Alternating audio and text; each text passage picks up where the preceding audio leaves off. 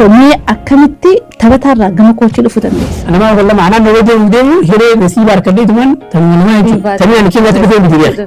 Ta biraa akkasumas seenee tuman asif harkee booda. Akka tiima duree dhawaadhaa kana leenjisuurraa baqatee yookaan tiima kana walii gala dhiisa dubbate mee dubbiin sana hangam takka dhugaadha. Anta kajiimaan bee tiima guddeen beeku. Itti tiima kanaan walitti dhufte mee akka ukaachaatti ati tiima kana keessa gaheen kee jalqabarraa ila ammaan tana maal akkatti yaaddan nurraa? Anaa beekaa qofa.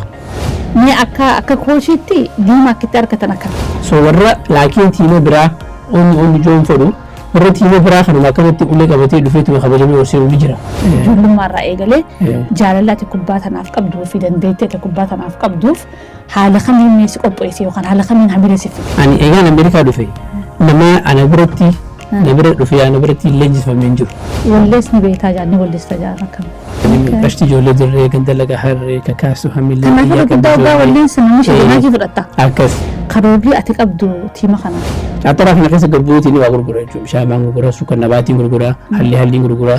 Kosfaanaatti ati mee komiin qabda? Walleen tun akka rakkoo kana keessa dabartuu fa'a. San booda hoo? Kosfaanaa kanatti tiimi dirree kuni akkuma jiru kanatti itti fufuu qabaa jeetiin jala jira jechuudha. Akkasi jaalattee professionally katabattu dhiistee Kosfaanaa tiimi dirree fi taphadheettee dhufte san maali?